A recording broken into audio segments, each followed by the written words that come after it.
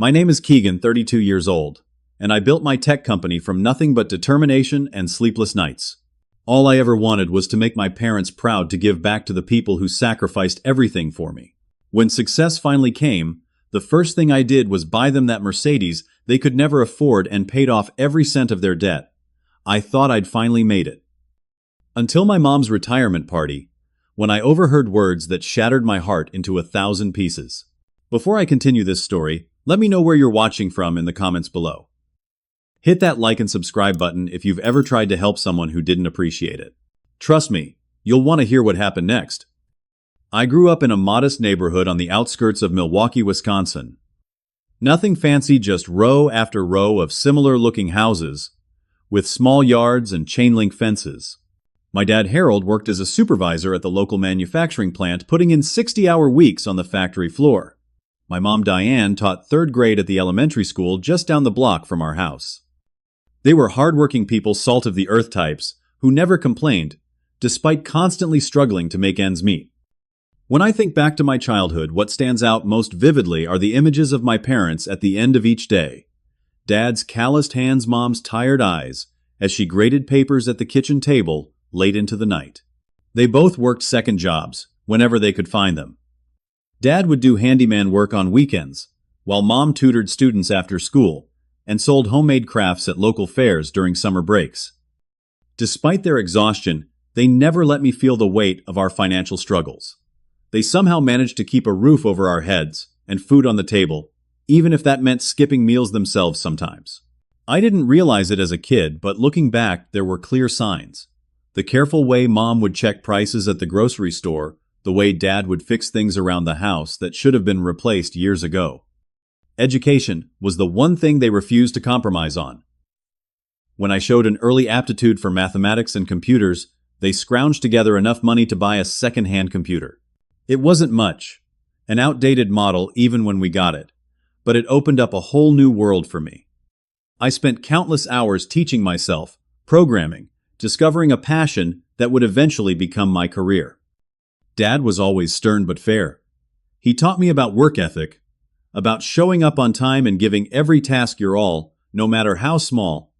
Your reputation is built one day at a time, he'd tell me. Mom was loving but maintained sky-high expectations.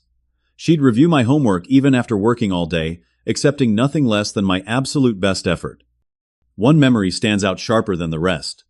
I was 15 when Dad's car finally gave out. An old Ford that had been hanging on by a thread for years. The transmission died completely, and the repair estimate was nearly $2,000. Money we absolutely didn't have.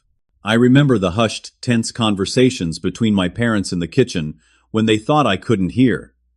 Dad took the bus to work for months, adding 2 hours to his already long day. That winter, I watched him trudge through snow before dawn to catch the early bus. I promised myself then someday I would buy my dad a car so reliable he'd never have to worry about breakdowns again. A car he could feel proud driving. Mom always had this saying, "Money isn't everything, Keegan." But I could see how the lack of it affected every aspect of our lives. Our house needed a new roof that they couldn't afford. The basement flooded every spring. The heating system was so inefficient our winter utility bills were crushing. Yet they always found money somehow for my school activities, for the computer parts I needed for the programming books I devoured. Watching them sacrifice everything for me lit a fire inside. I became determined to succeed financially, not just for myself, but for them. I wanted to remove the constant weight of financial worry from their shoulders. I wanted them to retire comfortably, to enjoy the fruits of their labor, instead of working until they physically couldn't anymore. When I told them about my entrepreneurial ambitions during my senior year of high school, their response was mixed at best. They supported my education. They'd saved enough to help with state university tuition, but they were deeply skeptical about the idea of starting a business. "Get a stable job with benefits," Keegan, Mom would say. "Something secure that you can count on." She wasn't being negative, just practical. In their experience, stability was everything. The idea of risking it all on a startup seemed foolish and dangerous to them. Little did they know how those words would echo in my mind years later, in a context none of us could have imagined. I enrolled at Wisconsin State University on a partial academic scholarship majoring in computer science. Even with the scholarship and my parents' modest savings money was tight. I worked part-time at the campus IT help desk and picked up freelance web development gigs whenever possible. My schedule was brutal. Classes during the day, work in the evenings, and coding projects deep into the night. But I was driven by a vision that kept me going through the exhaustion. During my sophomore year, I met Marcus in an advanced algorithms class. We clicked immediately, staying after class to discuss potential applications of what we were learning. Marcus came from a similar background, parents who worked multiple jobs to support his education, a deep appreciation for the opportunity college represented. We started collaborating on small projects, finding we complemented each other perfectly. His creativity balanced my technical precision. Our first startup attempt came during junior year, a campus meal planning app that ultimately failed due to limited market and our own inexperience. We tried again senior year with an event coordination platform that gained some traction but fizzled out after a few months. Each failure taught us valuable lessons about product development, market fit, and the harsh realities of business. When graduation approached, we both received attractive job offers from established tech companies, the kind of stable benefits-rich positions my parents had always envisioned for me. Marcus accepted his offer, but I couldn't shake the feeling that corporate life would extinguish the entrepreneurial fire burning inside me. When I told my parents I was turning down my offers to pursue another startup, their disappointment was palpable. "You're throwing away security for a pipe dream," Mom said, her voice tight with worry. Dad was quieter but clearly concerned. "Just give it a chance for a year," I promised them. "If it doesn't work out, I'll take a corporate job." That year turned into 3 of the most challenging years of my life. Marcus eventually left his corporate position to join me. We rented a tiny cockroach-infested apartment in Milwaukee's cheapest neighborhood. Our furniture consisted of items rescued from curbs and dumpsters. We lived on ramen, peanut butter sandwiches, and the occasional pizza when we could splurge. I coded 18 hours a day, sleeping on a mattress next to my desk, to maximize productive time. Our breakthrough came in the form of enterprise workflow automation software. Not the sexiest product, but one that addressed real pain points for businesses. We built the initial version, with just the 2 of us, testing and refining constantly based on feedback from potential customers who were willing to try our beta version. Securing investment was another grueling challenge. We pitched to 47 different investors over 6 months, facing rejection after rejection. Some said our market was too narrow, others that we lacked experience, or that our team was too small. Each no stung, but we refined our pitch and product with every rejection. Finally, a small angel investor took a chance on us, providing enough funding to hire 2 developers and move to slightly better office space. This small vote of confidence changed everything. With the additional help, we accelerated development and landed our first major client, a regional healthcare provider that implemented our system across their network. Even then, growth wasn't smooth. We nearly went bankrupt twice, having to stretch payroll and live on credit cards for weeks. During one particularly desperate month, I sold my car and moved into the office to cut expenses. The pivotal moment came when a Fortune 500 company implemented our software after a successful pilot program. Their case study and testimonial opened doors we'd been knocking on unsuccessfully for months. Suddenly, we were fielding calls from businesses that had previously ignored us. Our revenue tripled in 6 months. We moved to proper offices in downtown Milwaukee, hired a sales team, customer support staff, and additional developers. I focused obsessively on company culture, determined to create the kind of workplace I'd always wanted to work in, one that valued innovation, work-life balance, and treated employees with respect. When we hit our first $1 million in revenue, Marcus wanted to celebrate with expensive watches. I preferred to reinvest in the company, still living nearly as frugally as we had during our startup days. Despite our growing success, I drove a modest car, lived in a reasonable apartment, and kept my lifestyle in check. Throughout these early years of growth, I told my parents very little about our financial situation. They knew the company was operating, but I downplayed both our struggles and our successes. I didn't want them to worry during the hard times, and during the good times, I wanted to surprise them when I could really make a difference in their lives. Everything changed when we were approached by a larger tech company interested in acquiring us. After months of negotiation, we agreed to an acquisition deal that included significant cash components and leadership roles in the parent company. Overnight, my net worth went from modest to millions. The first people I called after signing the papers were my parents. I drove to their house that evening, the acquisition agreement in my bag. I'll never forget their expressions as I explained what had happened. Shock, disbelief, and yes, pride. But mixed with their congratulations were subtle comments that caught me off guard. All that money for computer programs. It's amazing what they pay for that stuff these days, Mom said, shaking her head. Dad added tech money is something else. Nothing like working 30 years at the plant for a fraction of that.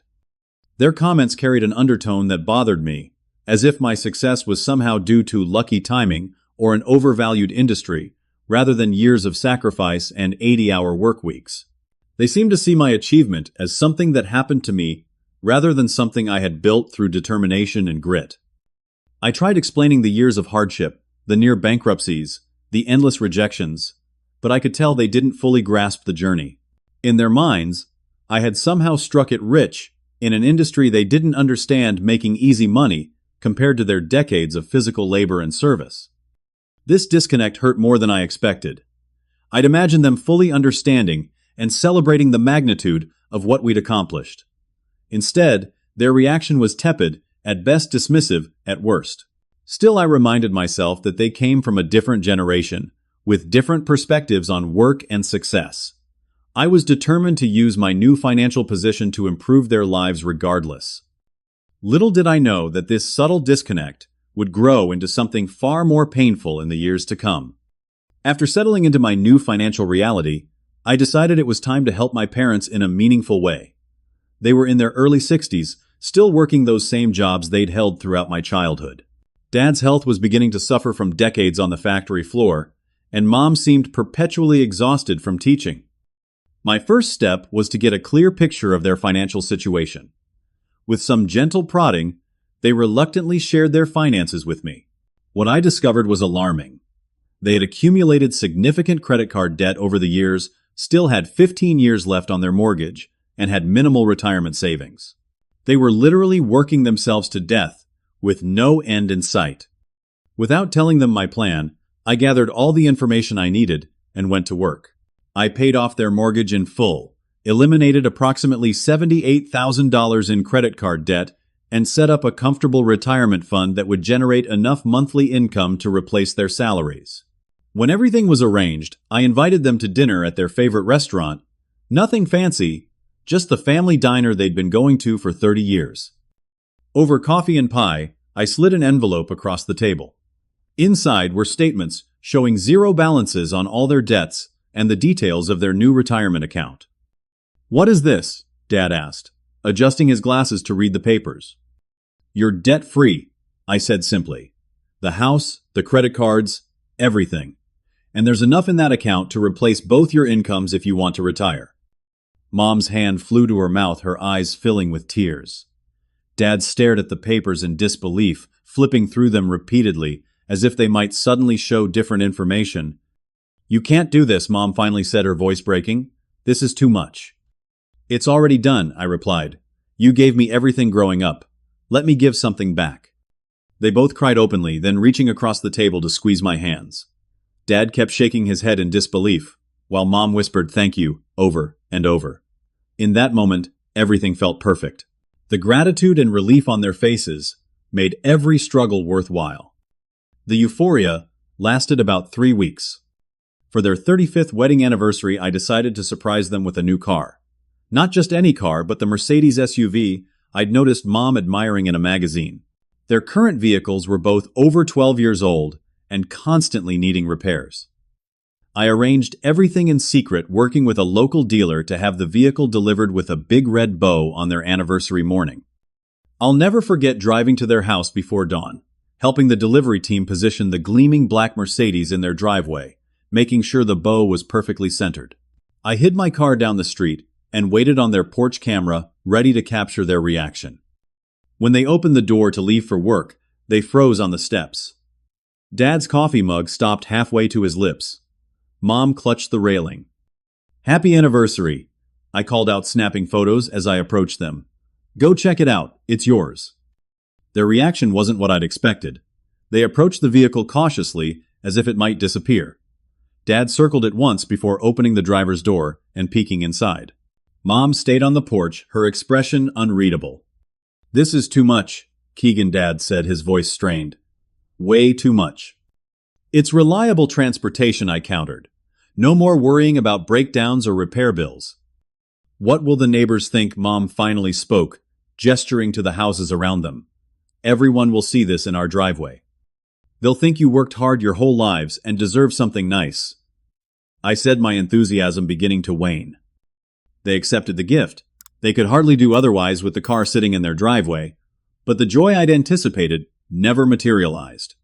Over the following weeks, I noticed the car rarely left the garage.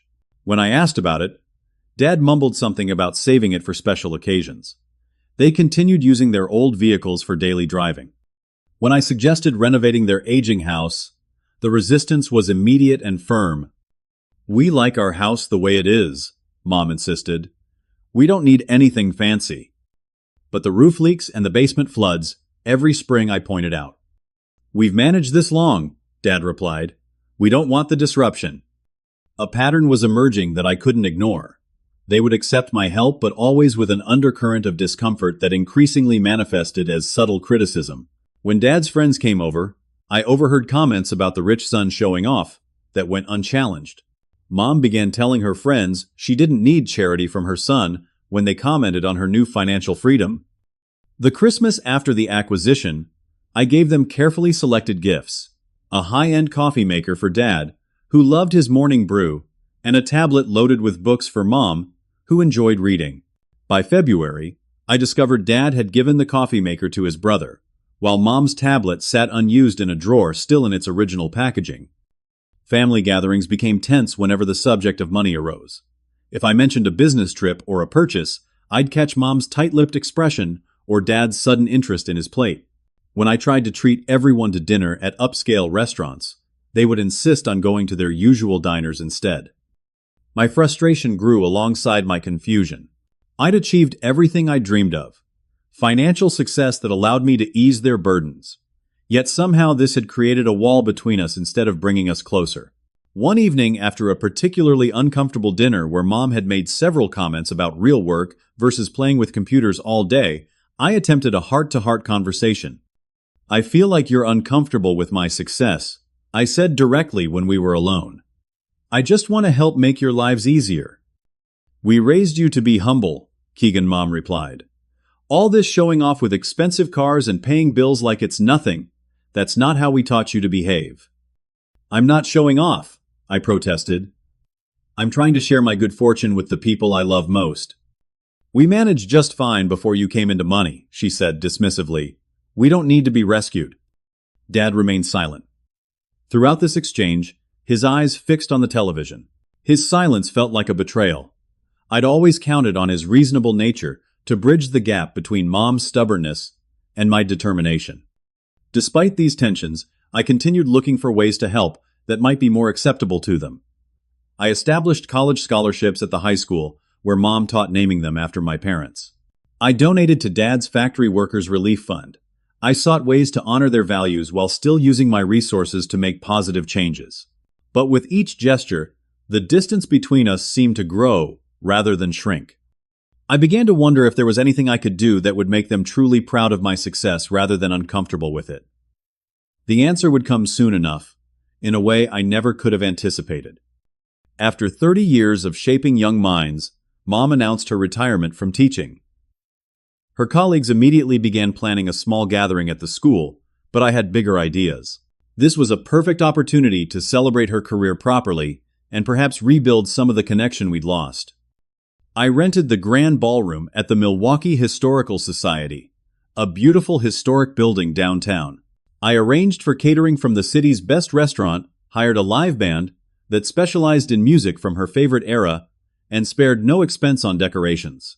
I flew in relatives from across the country, Her sister from Florida, cousins from California and Texas, old friends from college she hadn't seen in years. The planning took weeks.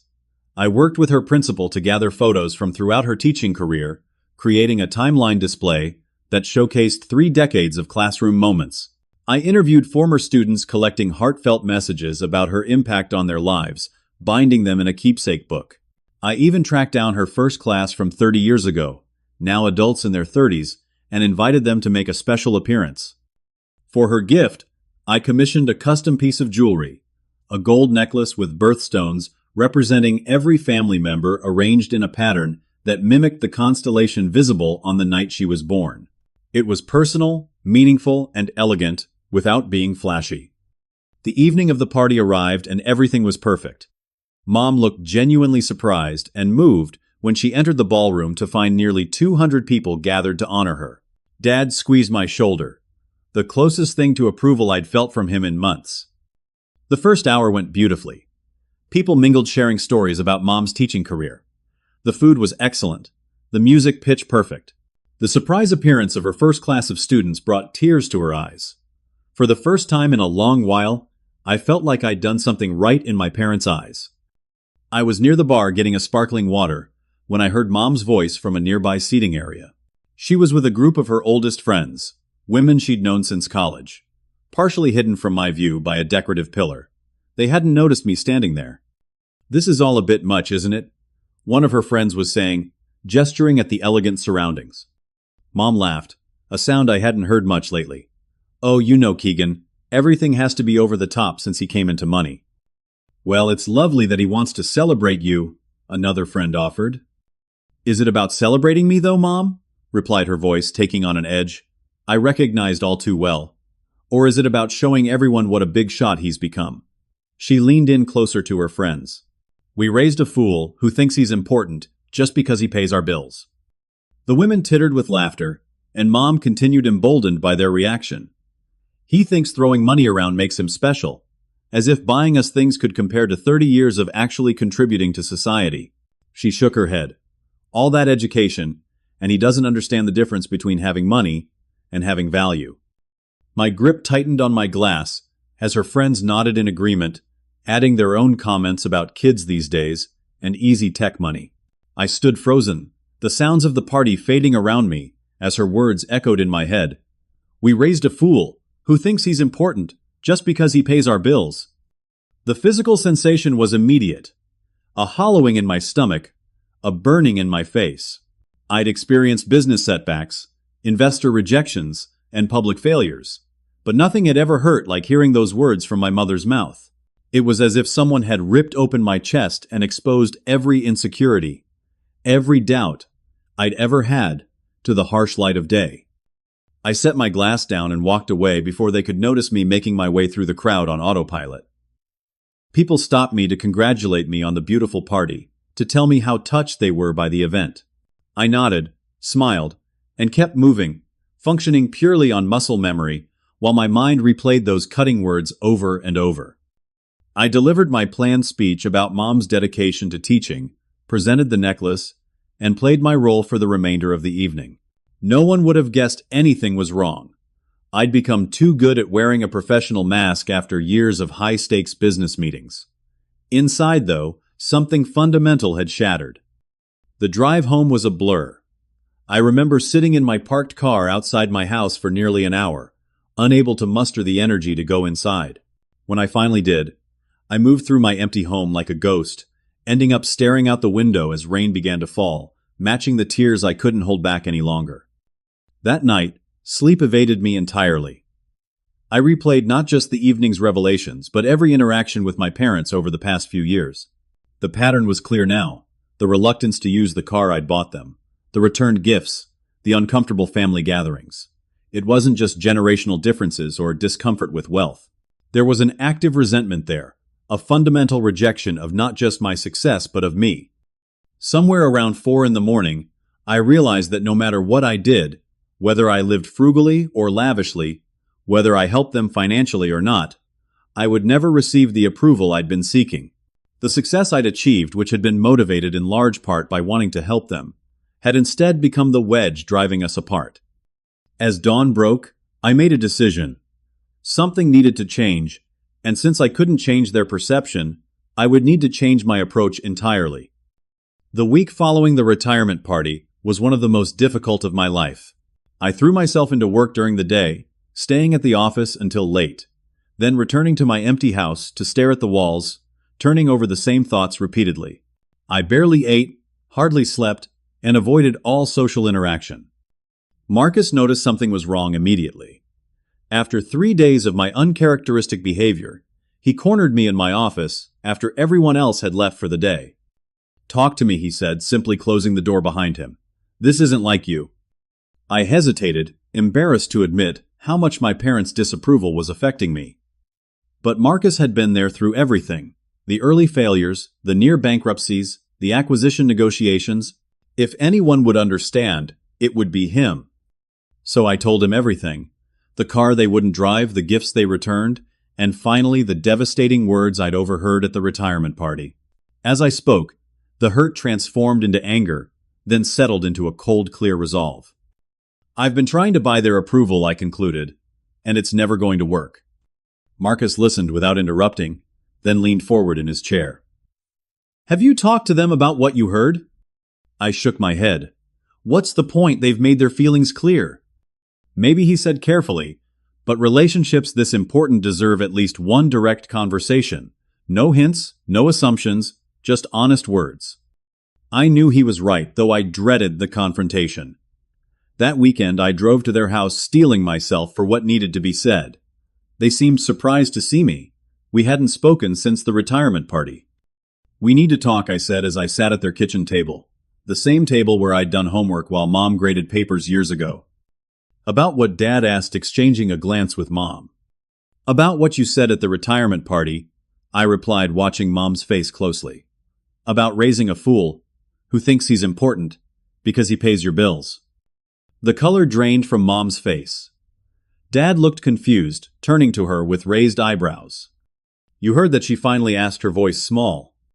"I did," I confirmed. "And it explained a lot about how you've both been acting since I started helping financially." "I was just talking to my friends," she defended weakly. "It didn't mean anything." "It meant something to me," I countered. "Just like it means something that you won't drive the car I bought you, that you return or regift the presents I give you, that you make comments about real work versus what I do." Dad shifted uncomfortably but remained silent, his default when conflict arose between Mom and me. "You've worked hard," Mom said after a pause. "Nobody's saying you haven't."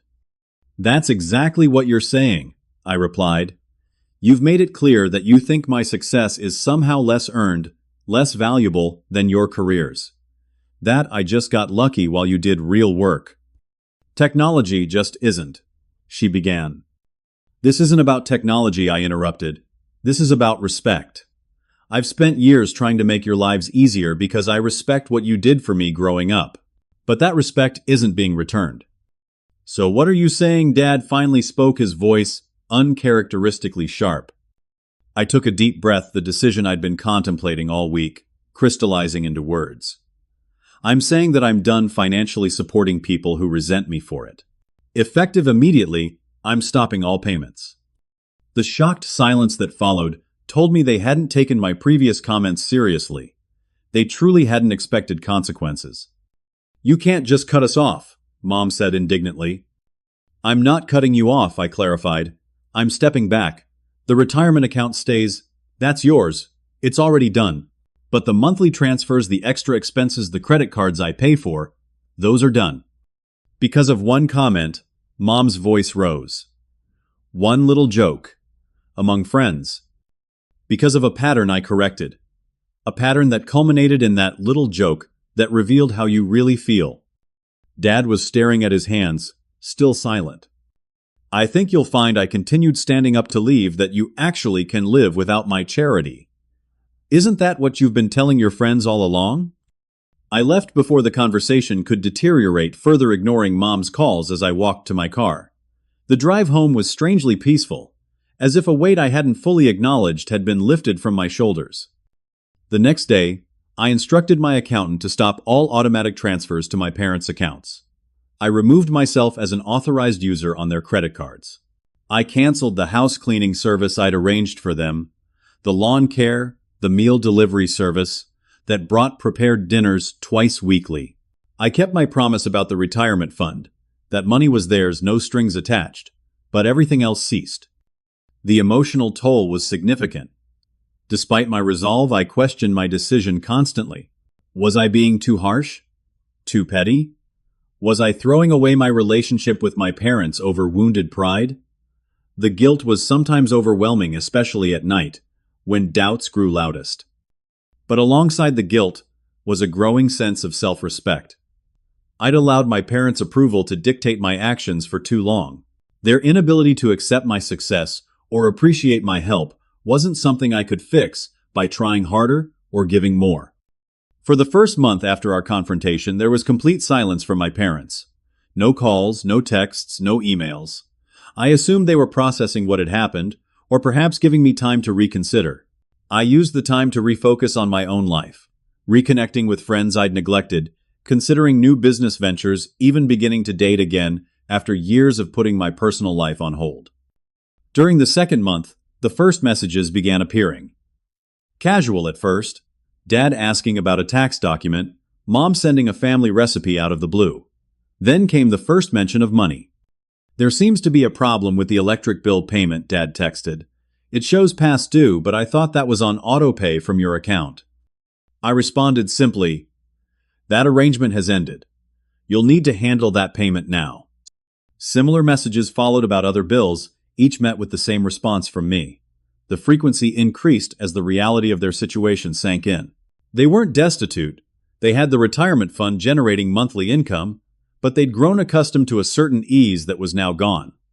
The tone of the messages shifted from confusion to frustration to barely concealed anger. Mom's texts became particularly biting with comments like, I suppose this is what we get for not fawning over your generosity, and hope you're enjoying teaching us this lesson. I maintained my position, responding only with practical information when needed, never engaging with the emotional bait. It was the hardest thing I'd ever done. Harder than the sleepless startup years, harder than facing down skeptical investors. Every message was a test of my resolve. Then came the day of the 105 missed calls. I had turned my phone off during an important all-day strategy meeting. When I finally checked it that evening, I was confronted with an avalanche of notifications. 105 missed calls from my parents' numbers, dozens of voicemails, and a flood of increasingly frantic text messages about a financial emergency. The voicemails ranged from Dad's measured requests to call back to Mom's tearful pleas to her outright accusations of abandonment. The emergency, it turned out, was their property tax bill, a significant but entirely predictable expense that they'd apparently forgotten about or assumed I would handle. Before I could decide how to respond, my assistant buzzed my office intercom. Your parents are here, she said, sounding uncomfortable. They're quite insistent on seeing you. I barely had time to process this information before my office door burst open. Mom stormed in, Dad following with an apologetic expression. Both looked disheveled as if they'd driven straight to my office in a panic. You can't just ignore us when there's a crisis, Mom exclaimed loudly, causing heads to turn in the open office area beyond my door. Lower your voice, I said quietly, closing the door. What's going on? The property tax bill came due, Dad explained, his voice more measured. It's $8,000. We don't have that kind of cash available right now. That bill comes every year. At the same time, I pointed out, it shouldn't be a surprise. You've been paying it for the last 3 years, Mom snapped. Along with everything else. You can't just stop without warning. I did warn you, I reminded her. I was very clear about ending financial support. We didn't think you meant everything, Dad protested. Not essential bills. The conversation grew increasingly heated, with Mom's voice rising again, despite my request for calm. Through my office windows, I could see my employees trying not to stare as the scene unfolded. Some of them had met my parents at company events. All of them were now witnessing this uncomfortable family drama. When Mom began accusing me of deliberate cruelty, her voice echoing through the office suite, I had no choice but to call security. The look of shock on their faces as 2 uniformed guards arrived to escort them out is something I'll never forget. We're your parents, Mom said incredulously, as she was led toward the elevator. "You're having us removed from your building." I couldn't bring myself to watch as they left. I closed my office blinds and sat at my desk, head in my hands, utterly drained. Later, my assistant told me Mom had continued her tirade in the lobby until Dad finally convinced her to leave. The fallout was immediate and expansive. Extended family members I rarely spoke with began emailing and calling, having heard a distorted version of events from my parents. According to them, I had abruptly cut off my elderly parents without warning, leaving them destitute, then had them physically removed when they came seeking help. Cousins I hadn't seen in years sent scathing messages about family loyalty. My dad's brother, whom I'd always been close with, left a particularly painful voicemail expressing his disappointment in the man I'd become. No one had heard my side of the story, and few seemed interested in it. The stress took a physical toll. I developed insomnia that even prescription medication couldn't touch. I lost 15 pounds in a month. My concentration suffered for the first time in my professional life, with colleagues noting my uncharacteristic distraction during meetings. For the first time since our earliest startup days, Marcus expressed concern about my ability to lead effectively. "This is consuming you," he observed during a private lunch. "Something has to give." He was right, but I wasn't sure what the solution was. I couldn't go back to being my parents' bankroll, not when they so clearly resented the help. But the current situation was unsustainable for everyone involved. As the situation deteriorated, Marcus made a suggestion that initially seemed absurd. Family therapy, he said during one of our late-night strategy sessions, that had devolved into discussing my personal crisis. All of you, together with a professional mediator. They'd never agree to that, I scoffed. "Have you asked them?" he challenged. "Because from where I'm sitting, everyone's miserable. What's the worst that could happen?" I mulled over his suggestion for several days before crafting a carefully worded email to my parents. I proposed meeting with a family therapist, my treat no strings attached, to work through our communication issues. I kept the tone neutral and non-accusatory, focusing on rebuilding our relationship rather than assigning blame. Their initial response was exactly what I'd expected. A terse refusal from Mom, claiming they didn't need a stranger telling them how to talk to their own son. I let it go, not wanting to push further. 2 weeks later, as bills continued to pile up and the reality of their new financial situation sank in, my phone rang late one evening. It was Dad calling from his cell phone, rather than the house line, a sign he was calling without Mom's knowledge. "How are you holding up?" he asked, after an awkward greeting. The simple question, the first time either parent had expressed concern for my well-being since this all began, cracked something open inside me. "Not great," I admitted. "This isn't what I wanted." "Me neither," he said softly. "Your mother is." He paused, searching for words. "Stubborn," I suggested. His dry chuckle was the most welcome sound I'd heard in months. That's one word for it. We talked for nearly an hour, the longest, most honest conversation we'd had in years. Dad admitted that watching me achieve financial success had been complicated for him. There was pride, certainly, but also a sense of inadequacy. "I wanted to give you and your mother all the things you've been able to buy so easily," he confessed. "Nice cars, vacations, security. It's hard to have your son step in and do what you couldn't." "But I never thought less of you," I insisted. "Everything I achieved was because of the foundation you both gave me." "I know that," he said, "but knowing something and feeling it are different things." He explained that Mom's reaction was more complex. As a teacher, she'd always measured success by social contribution, not financial metrics. My tech career seemed abstract to her. She couldn't see the tangible impact the way she could with teaching. Add to that her generational views about money and displays of wealth, and my help had made her feel both indebted and judged simultaneously. "When you paid off our debts, did you ever consider that might make us feel like failures?" Dad asked gently. The question stunned me. In my mind, I'd been removing a burden. In theirs, I'd been highlighting a failure. By the end of the call, Dad had agreed to try one therapy session, just to talk, and said he would work on Mom. A week later, to my surprise, I received a text confirming they would attend. The first session was tense from the beginning. We met at the office of Dr. Karen Jensen, a family therapist specializing in intergenerational conflicts. Mom sat rigid in her chair, arms crossed, while Dad and I attempted awkward small talk before Dr. Jensen began. The doctor established ground rules for communication, then asked each of us to describe the current situation from our perspective without interruption from others.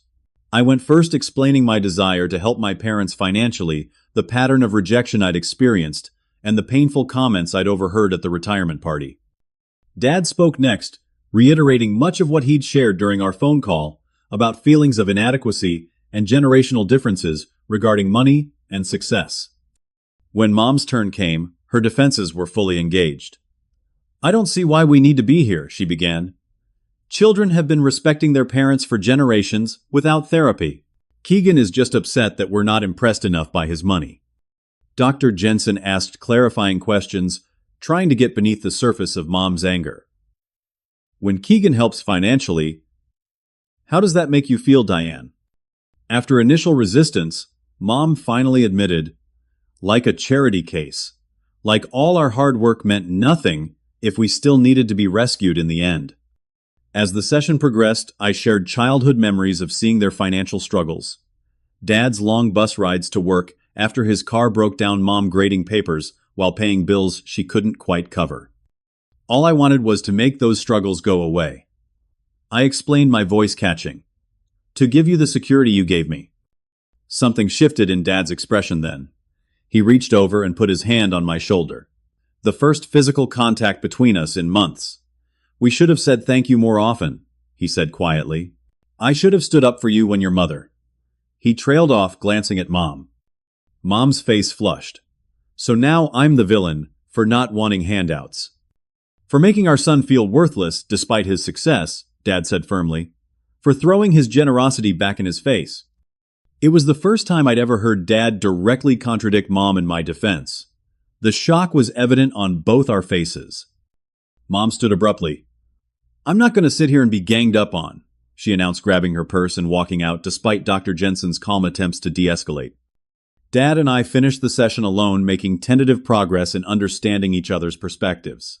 When we left, Dad hugged me in the parking lot, a rare display of affection that felt like the first step toward healing. A week of silence followed the therapy session. I returned to work, trying not to obsess over whether we'd made things better or worse. Then on a rainy Saturday afternoon, the doorbell rang. Dad stood on my porch alone, looking older and more tired than I'd ever seen him. "Can I come in?" he asked. "There are some things I need to say." Over coffee at my kitchen table, Dad opened up in ways he never had before. He talked about his own complicated relationship with his father, a hard man who never expressed pride or affection. He spoke about the culture he grew up in, where a man's worth was measured by his ability to provide for his family without help from anyone. "Your mother comes from the same kind of background," he explained. "Her father worked 2 jobs until the day he died. They had nothing, but they never took charity. That pride runs deep." "Is my help really charity, though?" I asked. "I'm your son, not some random benefactor." "To you, it's family, taking care of family," Dad nodded. "To her, especially the way you did it. Paying off everything at once, buying expensive cars. It felt like showing off, like pointing out our failures." "That was never my intention," I insisted. "I know that," he said, "and deep down she does too. But pride is a powerful thing, son. It can make people reject the very things they need most." He asked for patience, explaining that Mom was struggling not just with the financial aspects, but with feeling that her life's work was somehow less valuable than my career because it had generated less money. "Give her time," he urged. "And maybe we can try that therapy again, but smaller steps." I agreed, touched by his effort to bridge the divide between Mom and me. For the first time in months, I felt a glimmer of hope that we might find our way back to some version of family harmony. 2 weeks later, we attended a second therapy session. This time, Mom arrived with a slightly softer demeanor. She didn't speak much, but she listened. Really listened, as Dr. Jensen guided us through exercises designed to improve communication and understanding. Near the end of the session, Mom finally spoke up. "I said things I shouldn't have," she admitted, not quite meeting my eyes, "at the retirement party and other times. I was uncomfortable, and I lashed out. It wasn't a full apology, but from Mom it was significant. I made mistakes too, I acknowledged.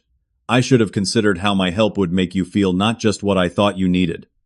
We agreed to continue therapy, both together and separately. Mom began individual sessions with Dr. Jensen, while Dad and I established a weekly lunch routine to rebuild our relationship one conversation at a time. Progress was slow and non-linear. There were setbacks, heated phone calls, when financial issues arose, old patterns reasserting themselves during holiday gatherings. But beneath the occasional conflicts, a foundation of new understanding was forming brick by careful brick. 6 months after that fateful retirement party, our family dynamic had transformed in ways I never could have predicted. The journey wasn't smooth or simple, but the destination was worth every difficult conversation, every uncomfortable therapy session, every moment of self-reflection. My parents took back financial responsibility for their lives, with a new sense of purpose. Dad surprised everyone by coming out of retirement, taking a part-time position as a consultant for his old factory. The role utilized his decades of experience without the physical demands of his previous job, and the pride in his voice when he discussed his work was unmistakable. Mom, meanwhile, discovered an unexpected talent for creating handcrafted jewelry. What began as a therapeutic hobby recommended by Dr. Jensen evolved into a small online business. Her pieces were unique and beautiful, reflecting her artistic eye and attention to detail. When she made her first sale to a stranger, not a supportive friend or family member, she called me immediately, her voice bright with genuine excitement. My role in their lives shifted to something more meaningful than financial support. Dad sought my business advice when navigating his consulting contracts. Mom asked for help setting up her online store and understanding digital marketing. I was no longer the ATM they resented, but the son whose knowledge and experience they valued. Family dinners gradually lost their undercurrent of tension. We could discuss my work without Mom changing the subject or making dismissive comments. They asked questions about my company, showing interest in the aspects of technology they'd previously dismissed as incomprehensible or frivolous. For my part, I found myself genuinely interested in Dad's consulting challenges and Mom's creative process. We connected over the universal experiences of work, difficult clients, creative problem-solving, professional satisfaction, despite our vastly different fields. The most significant moment came during Thanksgiving dinner. After we'd eaten, as we sat around the living room in that comfortable family lethargy that follows a good meal, Mom suddenly took my hand. "I need to say something," she began, her voice unusually subdued. "I've been unfair to you, Keegan, for years. I was proud of you, but also resentful in ways I didn't understand myself. Instead of celebrating your success, I made you feel bad about it. That was wrong, and I'm truly sorry." The straightforward apology, delivered without qualifiers or deflections, left me momentarily speechless. I squeezed her hand, fighting the lump in my throat. "Thank you," I managed finally. "That means everything to me." Christmas that year established new traditions. We agreed to modest, thoughtful gifts rather than expensive presents. Mom gave me a handcrafted bracelet she designed specifically for me, incorporating elements that represented significant moments in my life. Dad gave me his father's watch, a family heirloom I'd never known existed. My gifts to them focused on experiences rather than material items. Cooking classes they'd take together, tickets to a show they'd mentioned wanting to see. The therapy continued, though less frequently, giving us tools to communicate more effectively and understand the emotional undercurrents of our interactions. I learned how deeply my need for parental approval had driven my decisions, often at the expense of my own emotional health. They learned to see my success as an extension of their good parenting, rather than a rejection of their values. In terms of financial support, we established clear boundaries. I would help with genuine emergencies, but routine expenses remained their responsibility. When Dad's car needed significant repairs, we discussed it openly before I offered assistance, making it a collaborative decision rather than a unilateral rescue. What surprised me most was the emotional freedom that came with giving without expectation. Once I stopped using financial support as a way to earn approval or prove my worth, I could offer help from a place of genuine love rather than need. And when I did help, they could accept without resentment because the power dynamic had fundamentally changed. One weekend last month, encapsulated our transformed relationship perfectly. Dad called, asking if I'd help him work on his old Ford, the same car that had broken down repeatedly during my childhood.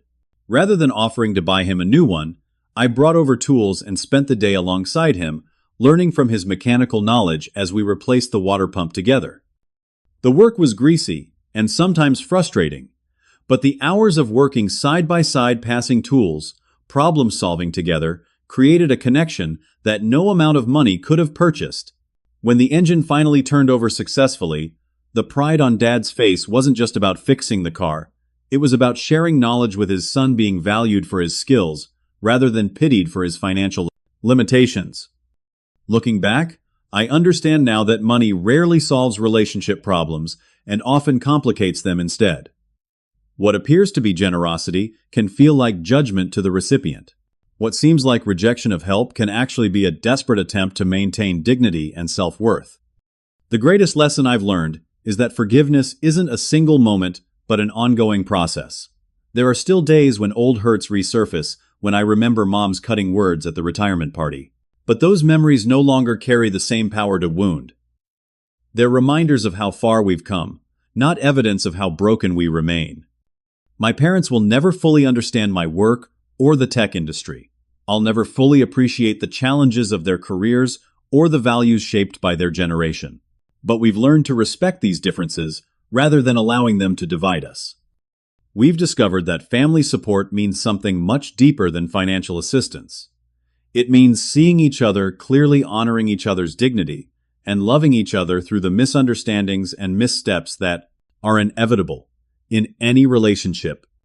If you've struggled with similar family dynamics or financial tensions with loved ones, I hope my story offers some perspective. Money can solve practical problems, but the emotional issues often require something much harder to give: honest conversation, willingness to be vulnerable, and the courage to establish healthy boundaries. What about you? Have you experienced family tensions around money or success? How did you navigate those difficult waters? Share your stories in the comments below. If this resonated with you, please hit the like button and subscribe to hear more real-life stories about family success and the complicated emotions that connect them. Remember, even the most painful family conflicts can lead to healing when approached with patience and genuine understanding. Thank you for listening to my story, and I wish you wisdom and grace in your own family journey.